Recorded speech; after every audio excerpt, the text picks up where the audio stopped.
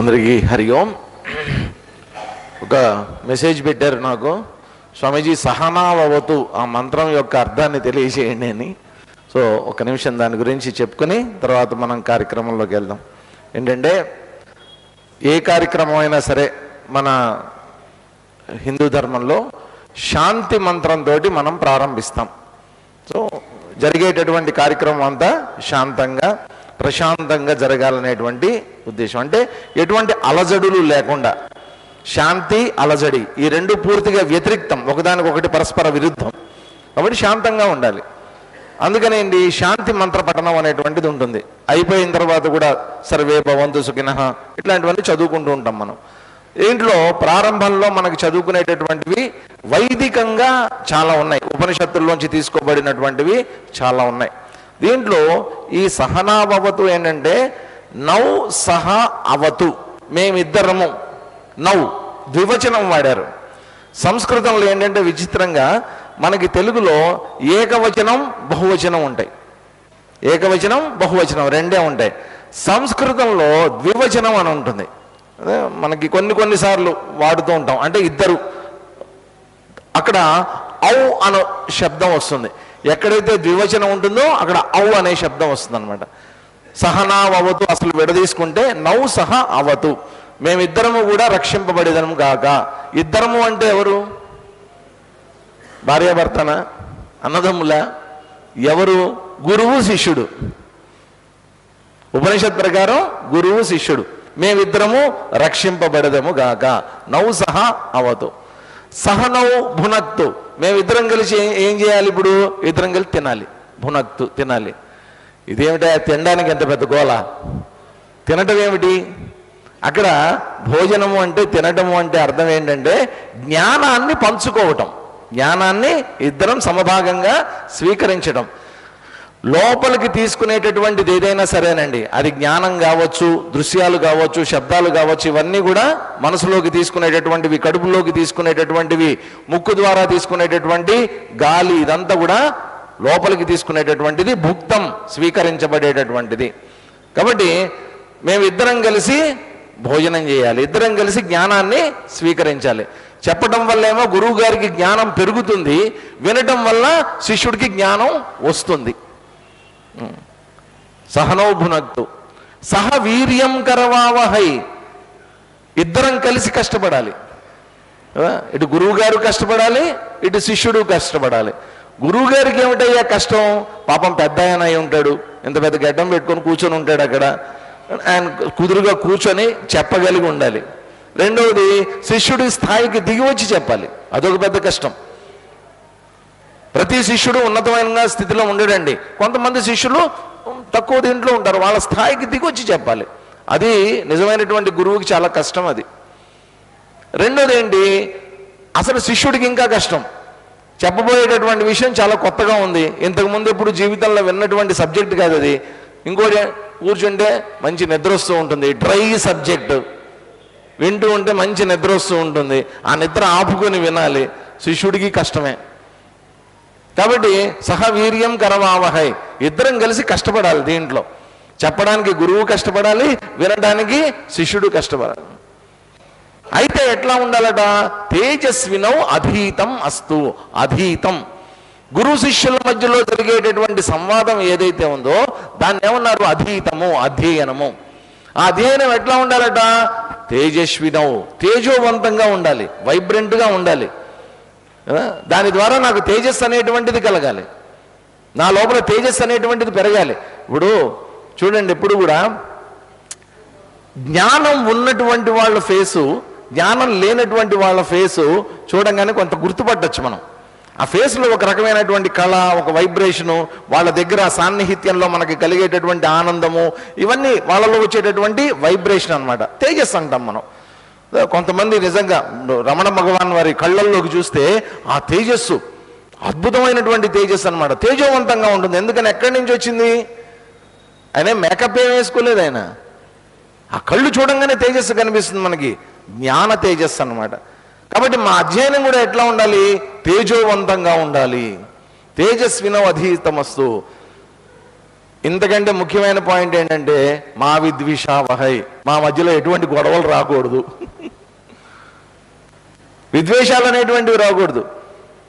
ఇప్పుడు గురువు గారికి శిష్యుడి మీద కోపం వచ్చిందనుకోండి, ఏమయ్యా టైంకి రమ్మని చెప్తే టైంకి రావు నువ్వు, నీకేం ఇది లేదా, టైం సెన్స్ లేదా, డామ్ డూస్ అని చెప్పి పాపం శిష్యుడి మీద ఎగిరాడు అనుకోండి, శిష్యుడికి ఏమవుతుంది, గురువు గారి మీద కోపం వస్తుంది. మీరే కదా నాకు పని చెప్పింది, ఆ పని అయితేనే కదా రమ్మంది, ఆ పని చేసిన తర్వాత కదా నేను. ఇప్పుడు ఈయన డిస్కషన్ చేయడం మొదలు పెట్టాడు అనుకోండి, ఇప్పుడు ఇద్దరు ఒకళ్ళ మీద ఒకళ్ళు గొడవలు పడడం మొదలు పెట్టారు అనుకోండి, అధ్యయనం ఏమవుతుంది?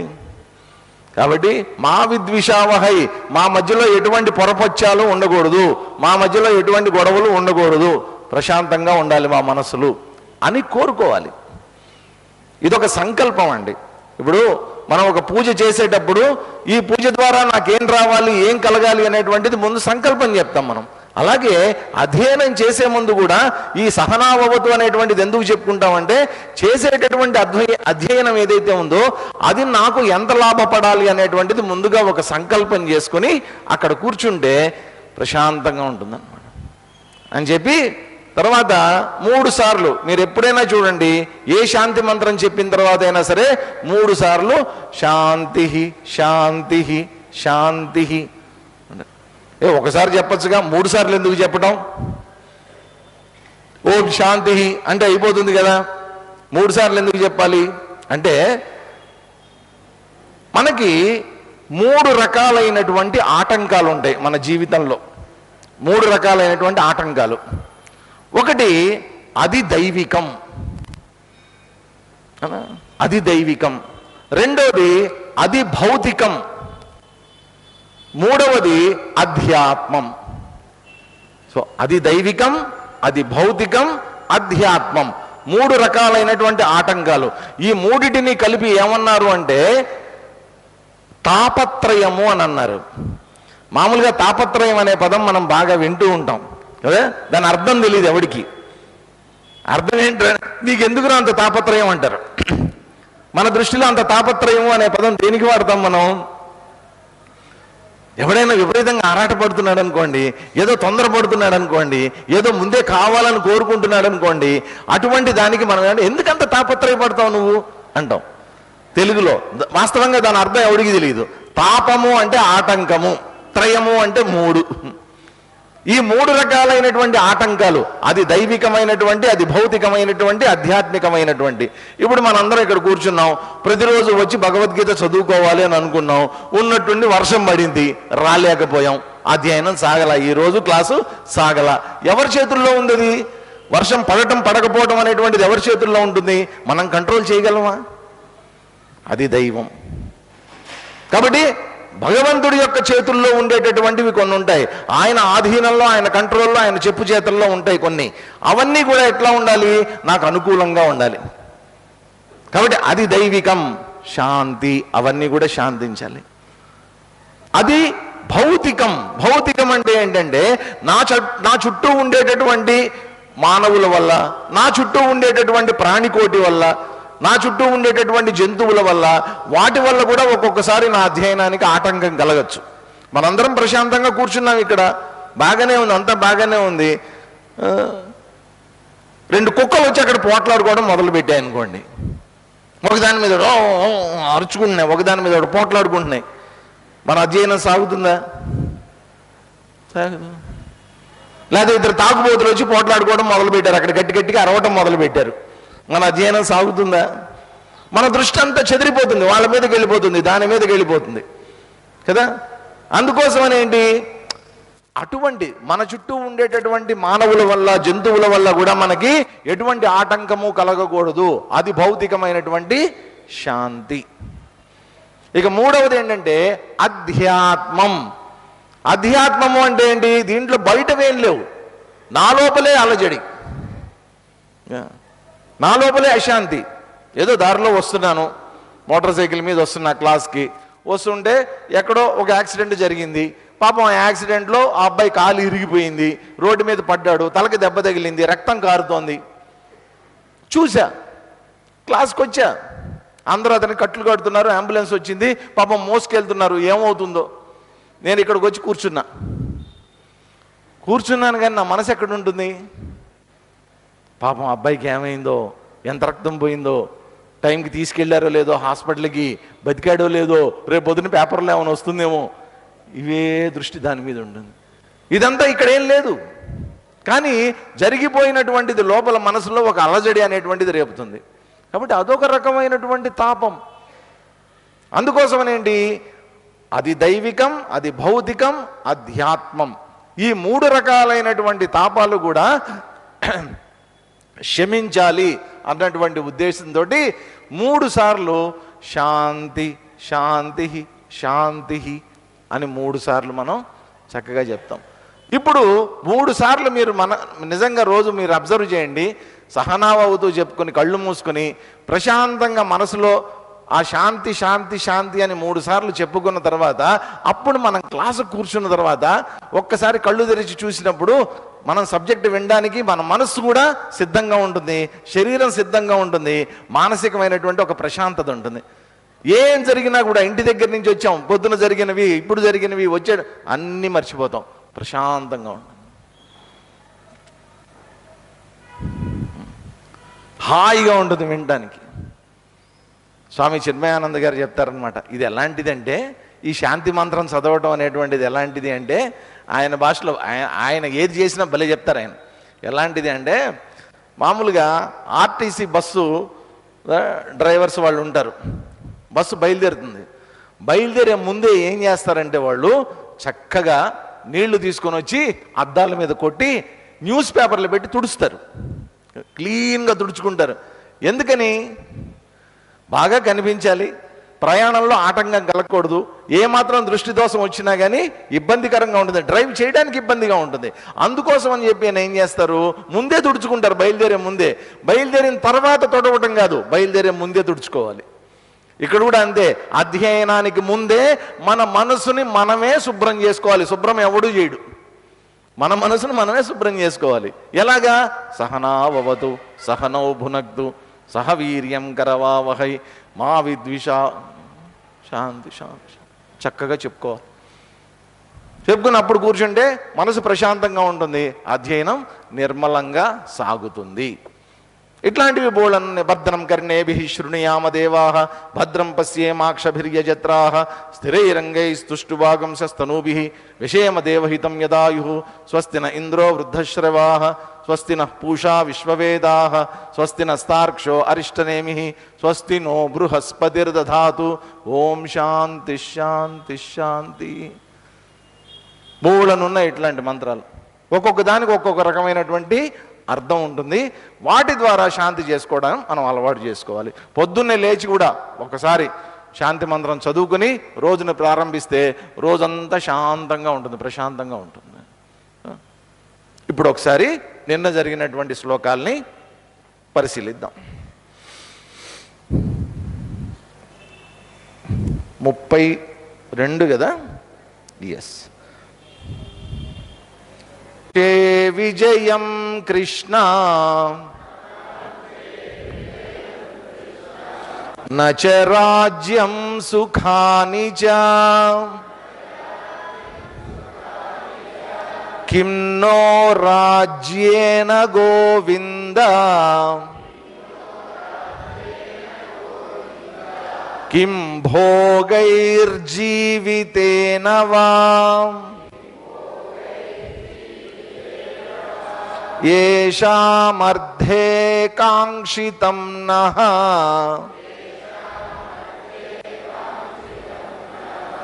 రాజ్యం భోగా సుఖాని చ తయిమేవ స్థితాః పార్థ తయిమేవ స్థితా యుద్ధే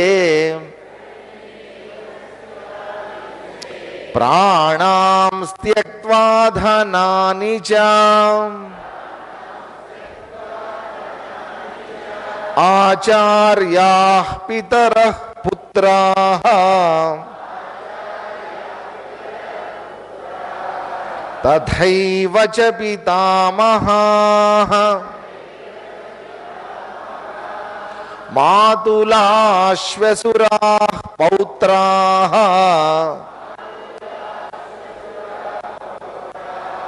శ్యాలా సంబంధినస్తథా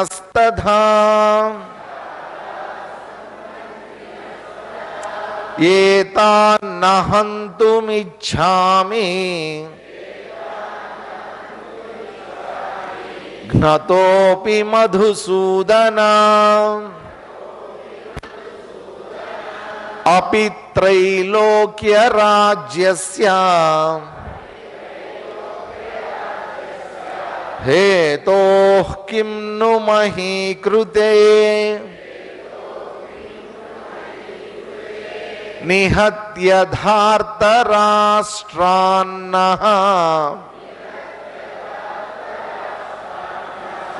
కా ప్రీతి స్యాత్ జనార్దన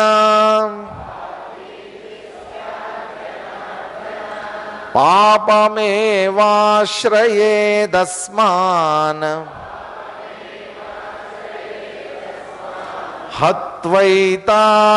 హత్వైతానాతతాయినః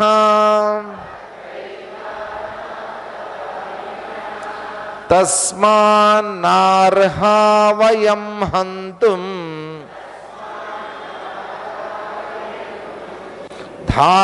ధార్తరాష్ట్రాన్ స్వబాంధవాన్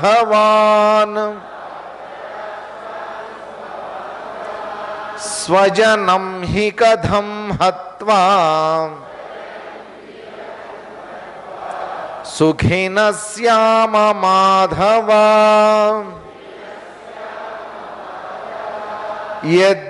యద్యప్యేతేన పశ్యంతి లోభోపహత చేతసః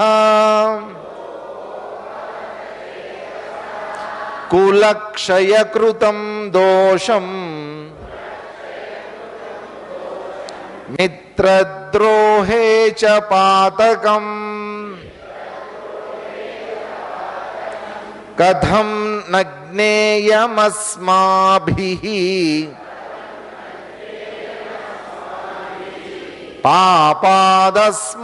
పాపాదస్మాన్నివర్తితుం కులక్షయకృతం దోషం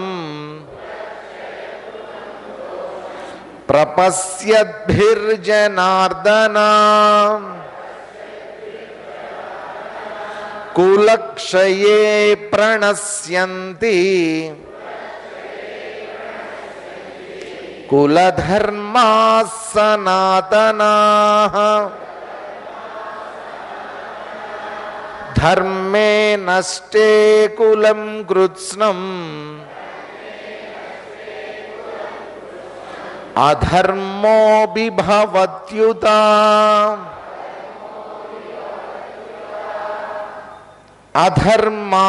అధర్మాభిభవాత్ కృష్ణ ప్రదుష్యంతి కులస్త్రియః స్త్రీషు దుష్టాసు వార్ష్ణేయ జాయతే వర్ణసంకరః.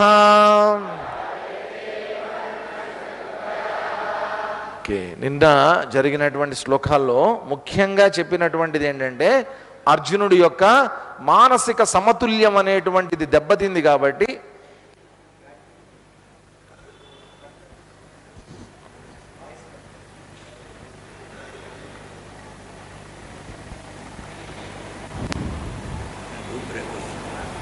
చెక్ మీరు చెక్ చేసుకోండి ఒకసారి. ఇక్కడ పెట్టినా ఓకే.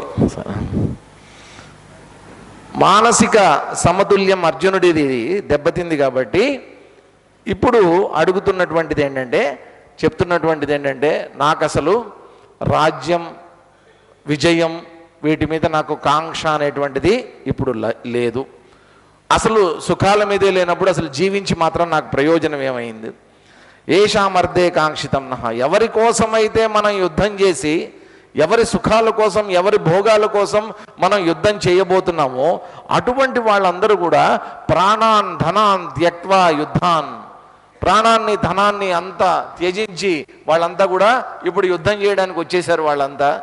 సో వాళ్ళ సుఖం ఇప్పుడు చూడండి, ఇక్కడ అర్జునుడు చెప్పడానికి ప్రయత్నం చేస్తున్నటువంటి తర్కం ఏంటంటే, మనం సుఖం కోసం యుద్ధం చేస్తున్నాం కదా, సుఖాలు భోగాలు పొందడం కోసం యుద్ధం చేస్తున్నాం. దీంట్లో ఒకవేళ చనిపోతే సుఖాన్ని పొంది ప్రయోజనం ఏముంది? రాజ్యాలు గెలిచినంత మాత్రాన్ని ఇంకా ప్రయోజనమే. గెలిస్తే రాజ్యం ఖచ్చితంగా వస్తుంది, భోగాలు ఖచ్చితంగా వస్తుంది. అసలు చచ్చిపోయామనుకోండి, ఎంతమంది చచ్చిపోయారు అనుకోండి, అందరూ చుట్టూ ఉన్న నిజంగా అండి మీరు బాగా గమనించండి, మనకి జీవితంలో మొత్తం భారతదేశం అంతా కూడా మనం అసలు అట్లాంటిది ఒకటి చూస్తామని మనం ఊహించలా కదా. ఏంటంటే కరోనా వచ్చినప్పుడు దేశం పరిస్థితి ఎట్లా ఉందండి? జనాల మానసిక స్థితి ఎట్లా ఉంది చెప్పండి? ఆ రోజుల్లో భయంగా బిక్కు బిక్కుమంటూ, డబ్బున్న వాళ్ళు, ఆస్తులున్న వాళ్ళు, ఎంత కోటీశ్వరులైనప్పటికీ కూడా ఎవడికి వాడు ముక్కుకి మూతులకి గుడ్డలు కట్టుకొని అవేవో వేసేసుకొని ఎవడి దూరంగా అసలు రావద్దు, డిస్టెన్స్లు మెయింటైన్ చేసుకుంటూ ఎక్కడ వాళ్ళు ఎంత భయానికి వెళ్ళిపోయారంటే ఒక స్టేజ్లో ఫోన్ ద్వారా కూడా కరోనా వస్తుందని పుకార్లు వచ్చాయి. ఏమో అవతల వాడికి ఫోన్లో మాట్లాడేవాడు అవతల వాడు కనుక వాడికి కరోనా ఉంటే ఆడితో మాట్లాడితే మనకు కూడా కరోనా వస్తుంది అన్నట్టు పుకార్లు వచ్చాయి. అలాంటి ఒక నిస్సహాయ స్థితికి వెళ్ళిపోయారు. భయంగా బతికారు. ఎందుకని? ఏమో ఏం జరుగుతుందో. నీకు డబ్బు ఉంది, ఆస్తులు ఉన్నాయి, అంతస్తులు ఉన్నాయి, అన్నీ ఉన్నాయి, అన్నీ ఉన్నప్పటికీ కూడా ఏమో ఏం జరుగుతుందో. ఇన్సూరెన్స్లు ఉన్నాయి, లైఫ్ ఇన్సూరెన్స్లు ఉన్నాయి, హెల్త్ ఇన్సూరెన్స్లు ఉన్నాయి, కార్డులు ఉన్నాయి, బ్యాంక్ బ్యాలెన్స్లు ఉన్నాయి, అన్నీ ఉన్నాయి. కానీ భయం, అమ్మో ఏం జరుగుతుందో, ఎప్పుడు ఏం జరుగుతుందో. ఎందుకని? ఇంత సుఖాలు ఉండి కూడా ప్రాణం అనేటువంటి దాని దగ్గరకు వచ్చేసరికి మానవుడు ఎప్పుడైనా అండి ఈ ప్రపంచంలో ఒకే ఒక దానికి భయపడతాడండి. ఒకే ఒక దానికి భయపడతాడు. దేనికోసం భయపడతాడంటే, మీరు శిక్షలు వేయండి, ఏ శిక్షలు వేయండి, దేనికన్నా దేనికి భయపడ్డండి? ప్రాణం దగ్గరకు వచ్చేసరికి భయపడతాడు. అందుకనే మన భారతదేశంలో అత్యంత పెద్ద శిక్ష ఏంటి? ఉరి తీయటం. అది పెద్ద శిక్ష, అతి పెద్ద శిక్ష అది. ఎందుకనంటే దానికి ఖచ్చితంగా భయపడతారు అన్నట్టు అదొక్క శిక్ష పెట్టారు మనకి, అది కూడా వెయ్యరు. కాబట్టి ఇక్కడ ఏంటి? ప్రాణం పోతుంది, అందరూ చనిపోతారు, దానివల్ల సుఖాలు ఉండి కూడా ప్రయోజనం లేదు అనేటువంటిది అర్జునుడు చెప్పదలుచుకున్నటువంటి లాజిక్ అన్నమాట. కాబట్టి ఏమంటాడు? దీంట్లో ఎవరెవరు ప్రాణాలు పోవచ్చు వాళ్ళందరి లిస్ట్, ఆచార్యాహ పితరహ పుత్రహ పౌత్రహ శాలాహ సంబంధినస్తదా, మొత్తం ఉన్నటువంటి బంధువర్గము, ఇక్కడ ఉన్నటువంటి స్నేహితులు అందరూ ఎవరికి ఏదైనా జరగచ్చు. పాండవుల పక్షమా కౌరవ పక్షమా అనేటువంటిది లేదు దాంట్లో, ఎవరికైనా ఏదైనా జరగచ్చు ఆ టైంలో. అటువంటి క్రిటికల్ కండిషన్ అది. దీంట్లో మనం ఎలాగా ఏతాన్న హంతుమిచ్చామి ఘతోపి మధుసూదన, దీంట్లో కౌరవులు నన్ను సంహరించినప్పటికీ కూడా నేను మాత్రం యుద్ధం చేయను.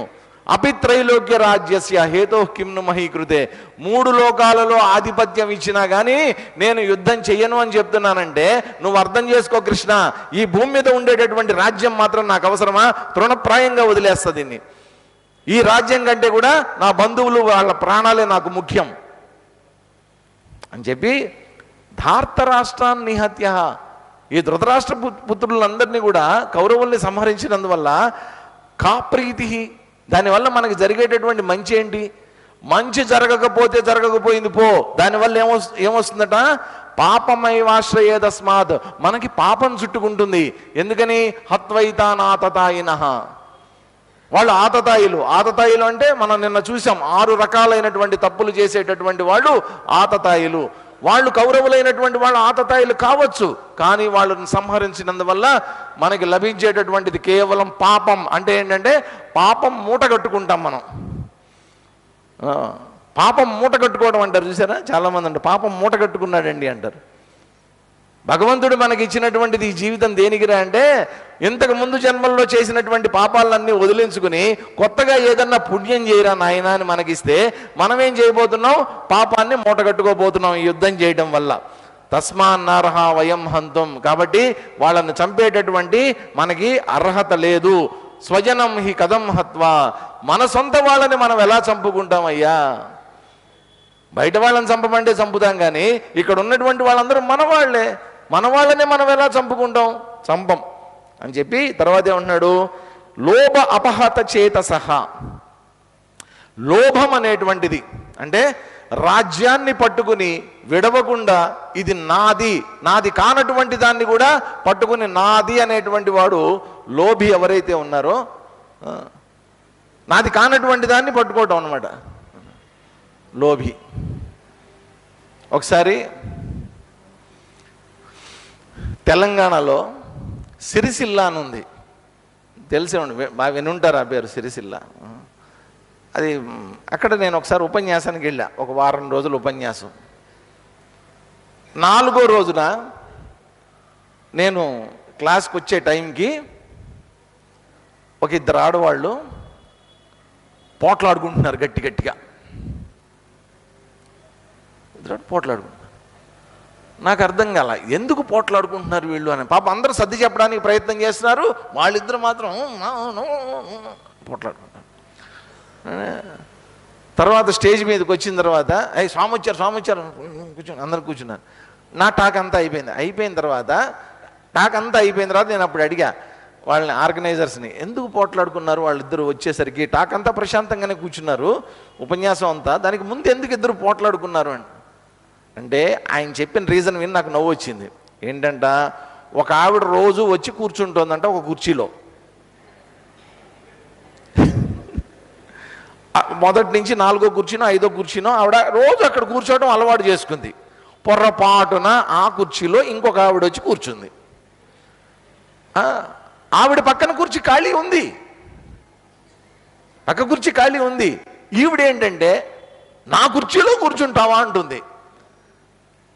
ఆవిడేమంటుంది, ఇది నీ కుర్చీ ఎట్లా అయిందో చెప్పు అంటుంది. నా పక్కనున్న దాంట్లో అది ఖాళీ ఉంది కదా, పోతే పోయింది, నీ కుర్చీలో నేను కూర్చున్నా, నీ పక్కన ఖాళీగానే ఉంది కదా, దాంట్లో కూర్చోవచ్చు కదా.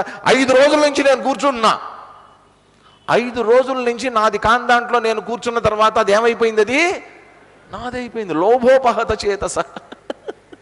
ఇది లోభం అంటే, నాది కాని దాన్ని కూడా నాది అని అనుకోవడం. ఇక్కడికి వచ్చాం, ఈ ప్రపంచంలోకి వచ్చాం. ఇంతకుముందు ఏమీ లేదు మనకి. పుట్టుకతో వచ్చినప్పుడు ఏమి వచ్చాం, ఏమీ లేదు, ఖాళీ చేతులతో వచ్చాం. పోయేటప్పుడు అన్నీ వదిలేసే పోతాం. ఈ మధ్యలో పట్టుకున్నవన్నీ నాది నాది నాది నాది. ఇది లోభం. వీళ్ళు కూడా ఏం చేశారు, ఓ 12 ఏళ్ళేమో అరణ్యవాసమును, 1 సంవత్సరం అజ్ఞాతవాసము, మొత్తం కలిపితే ఓ 13-14 ఏళ్ళు. ఈ 13-14 ఏళ్లలోనే తమది కానటువంటి రాజ్యాలు ఏవైతే ఉన్నాయో అవి మావి అని కూర్చున్నారు వీళ్ళు.